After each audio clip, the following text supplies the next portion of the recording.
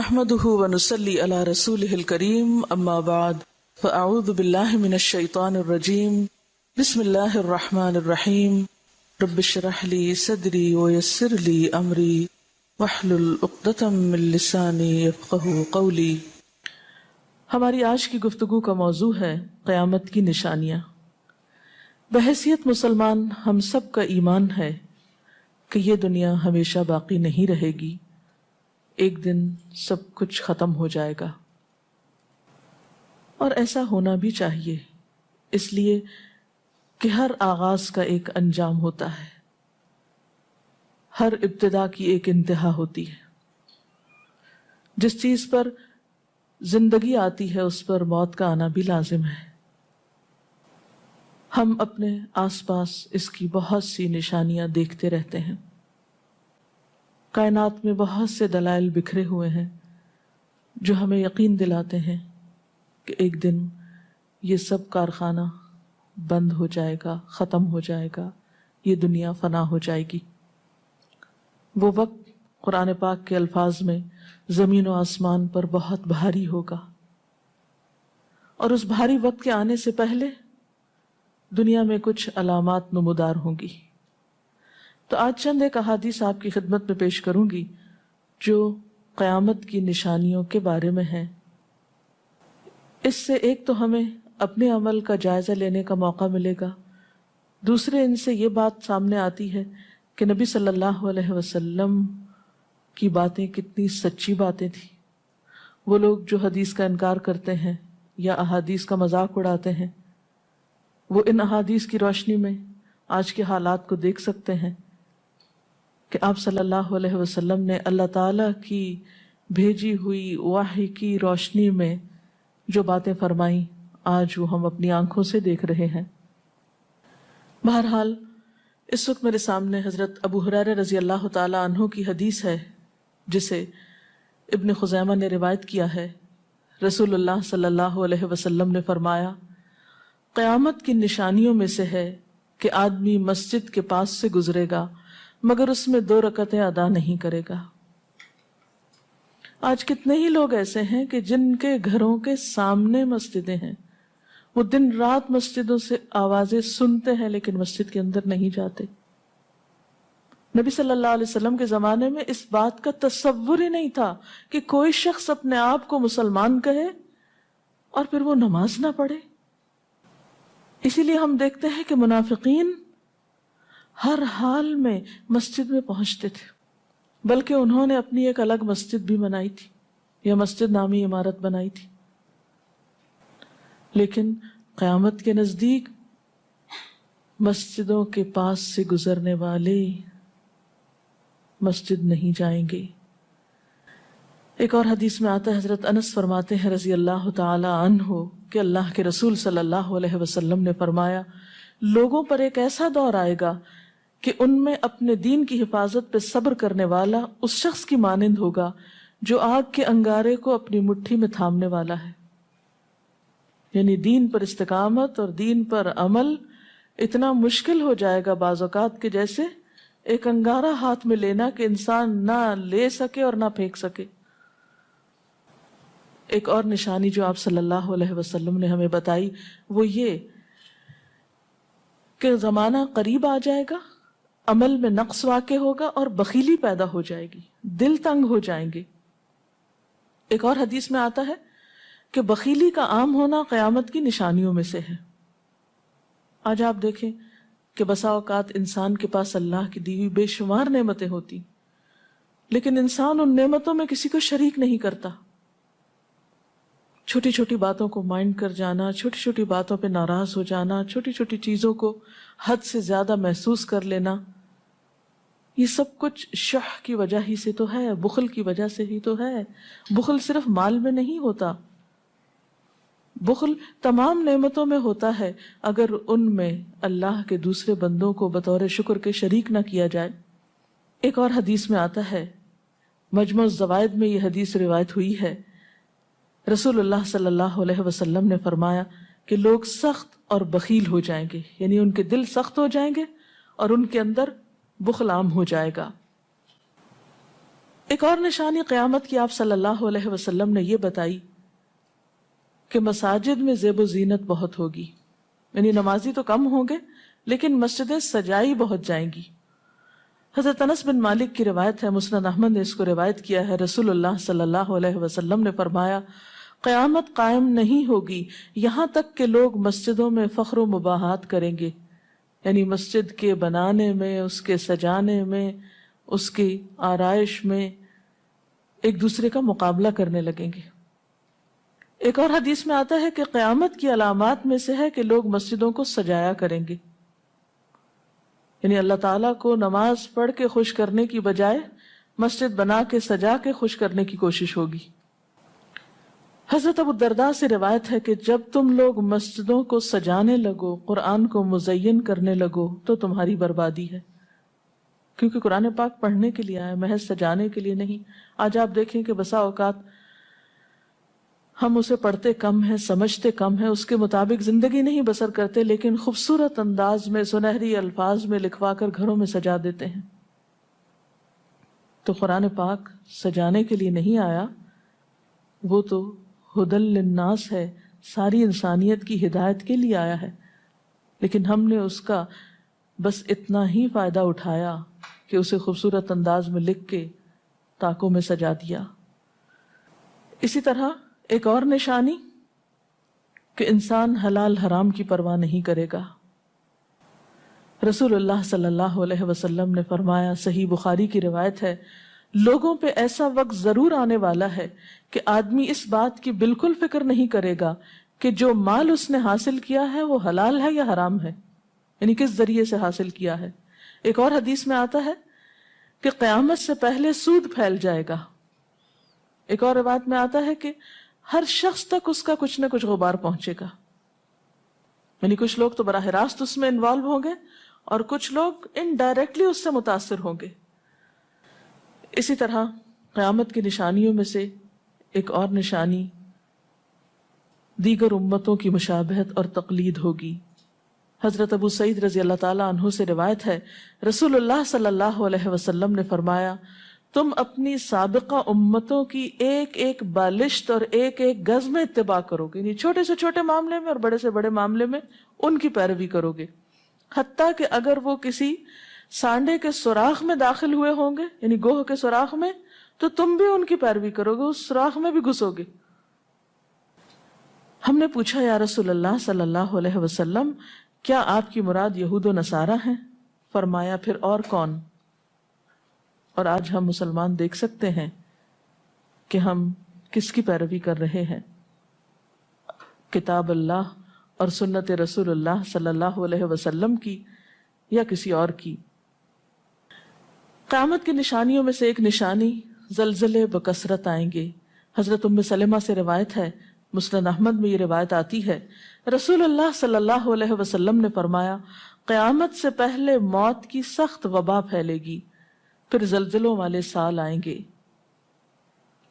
ایک اور روایت میں آتا ہے، قیامت کی نشانیوں میں سے ہے کہ ناگہانی موت کثرت کے ساتھ ہوگی، یعنی اچانک ڈیتھ، یکا یک بیٹھے بیٹھے فوت ہو گئے۔ امام بخاری نے اس حدیث پر کچھ شعر بھی لکھے ہیں جن کا ترجمہ ہے، فارغ وقت کو غنیمت سمجھ کر کچھ رکوع کر لو، یعنی فارغ بیٹھنے سے بہتر ہے کچھ نوافل پڑھ لو، قریب ہے کہ تیری موت اچانک واقع ہو۔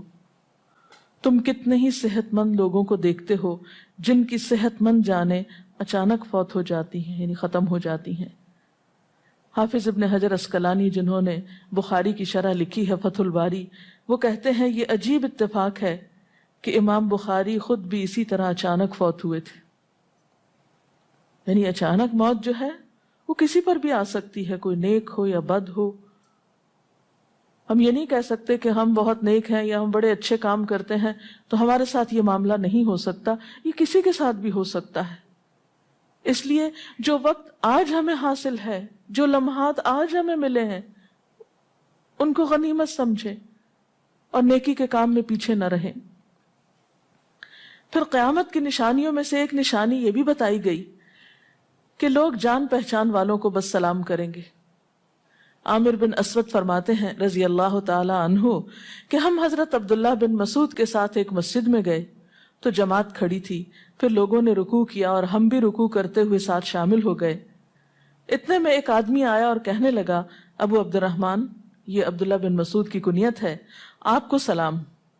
عبداللہ بن مسعود نے حالت رکوع ہی میں فرمایا، اللہ اور اس کے رسول صلی اللہ علیہ وسلم نے سچ کہا تھا۔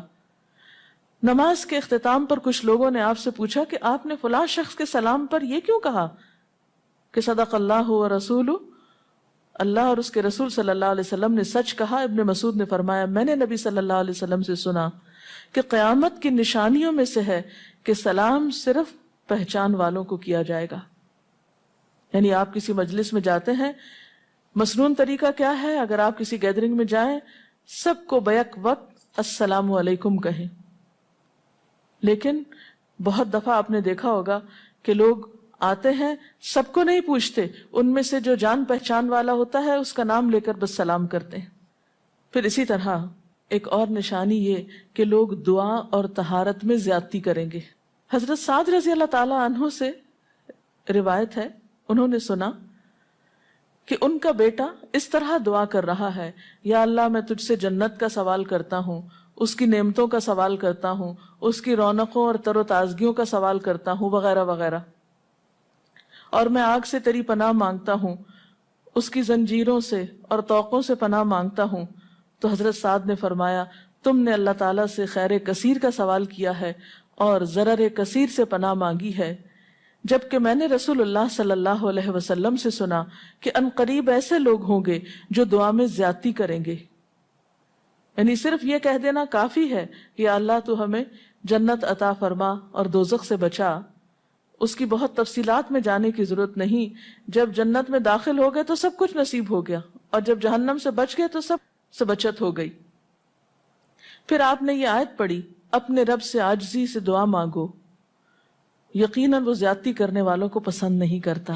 یعنی دعاؤں میں زیادتی اور اس قسم کی تفصیلات یہ پسندیدہ نہیں ہے۔ تمہیں یہی کافی تھا کہ تم یوں کہتے، یا اللہ میں تجھ سے جنت اور ہر اس قول و عمل کا سوال کرتا ہوں جو جنت کے قریب کر دے، اور میں تیری پناہ چاہتا ہوں جہنم سے اور ہر اس قول و عمل سے جو جہنم کے قریب کرے۔ تو اتنا کہنا کافی تھا۔ پھر قیامت کی نشانیوں میں سے ایک نشانی آپ صلی اللہ علیہ وسلم نے یہ بھی بتائی کہ نااہل حاکم مقرر کیے جائیں گے۔ حضرت ابو ہریرہ سے روایت ہے کہ قیامت کی نشانیوں میں سے ہے کہ ذلیل اور کمینے لوگ نیک شریف لوگوں پر غالب ہو جائیں گے۔ کیوں ابن مسعود، کیا تم نے بھی یہ بات میرے محبوب صلی اللہ علیہ وسلم سے سنی ہے؟ ابن مسعود نے فرمایا، ہاں رب کعبہ کی قسم۔ حضرت حذیفہ سے روایت ہے کہ قیامت اس وقت تک قائم نہ ہوگی جب تک کہ تم اپنے امام کو قتل نہ کرو گے، یعنی لوگ اپنے حاکموں کو مارنے لگیں گے اور اپنی تلواروں کے ساتھ آپس میں ہی لڑائی کرو گے۔ علاوہ ازیں تم میں سے بدترین لوگ تمہاری دنیا کے وارث ہو جائیں گے۔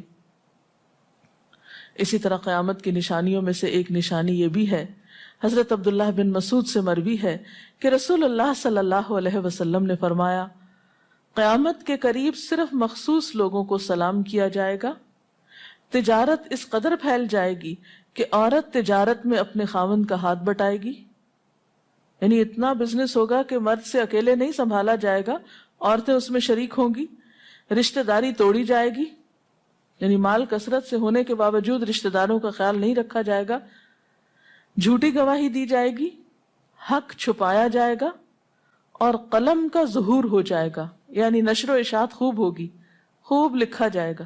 ایک اور روایت میں آتا ہے کہ وقت مختصر ہو جائے گا۔ آج آپ دیکھیے ہر شخص وقت کی کمی کی شکایت کرتا ہے۔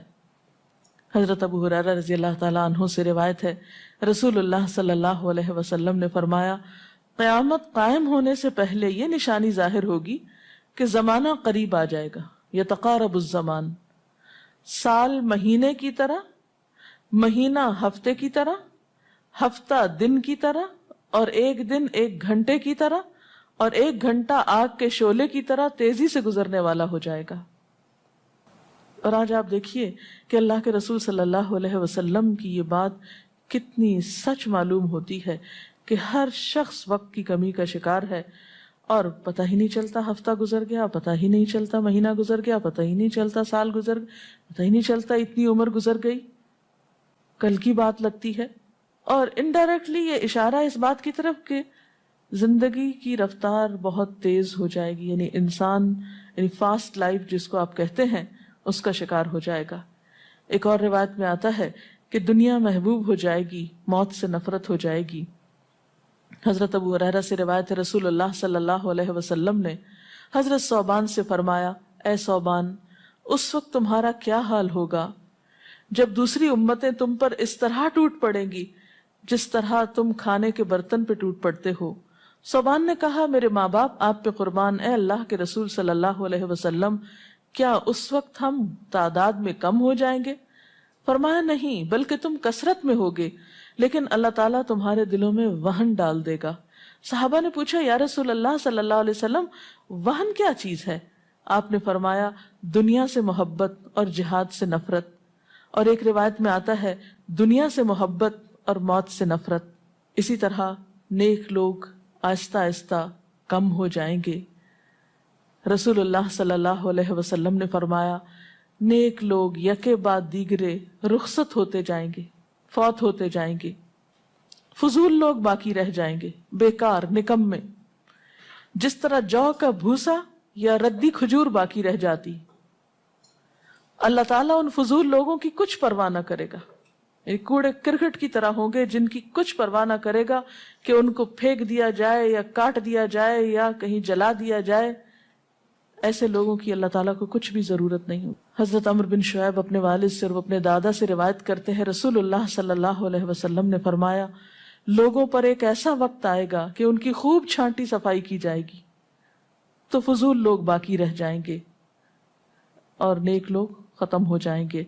پھر آپ نے اپنے دونوں ہاتھوں کی انگلیوں کو آپس میں ملا کر فرمایا، اس طرح ان کے وعدے اور امانتیں خلط ملط ہو کر رہ جائیں گے اور وہ اختلافات کا شکار ہو جائیں گے، یعنی نہ ان میں وعدوں کا پاس ہوگا نہ امانتوں کی ادائیگی کا احساس ہوگا، اور وہ ایک ہی چیز جانیں گے اور وہ لڑائی جھگڑا، اختلافات، کیونکہ کوڑا کرکٹ ہے نا، کوئی وزن تو اس کا ہے نہیں، کوئی اصول تو ہے نہیں، کسی نیک کام میں استقامت تو ہے نہیں، بس جدھر کو پانی جا رہا ہے اس پہ بہ رہے ہیں، ہوا چل رہی ہے اس پہ اڑ رہے ہیں۔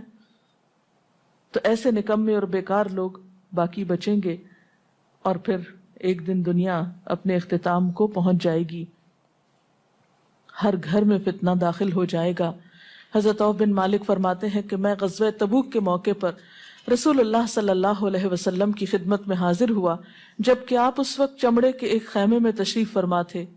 آپ نے فرمایا، قیامت کی 6 نشانیاں گن لو، پھر ایک ایسا عام اور تباہ کن فتنہ ہوگا کہ عرب کا کوئی گھر بھی اس کی لپیٹ میں آنے سے محفوظ نہ رہ سکے گا۔ تو اللہ تعالیٰ سے دعا ہے کہ وہ ہمارے ایمان اور عمل کی حفاظت فرمائے اور ہمیں نیکی کی توفیق عطا فرمائے، اپنی ذمہ داریوں کو صحیح معنوں میں پورا کرنے کی توفیق عطا فرمائے۔ وآخر دعوانا ان الحمد للہ رب العالمین۔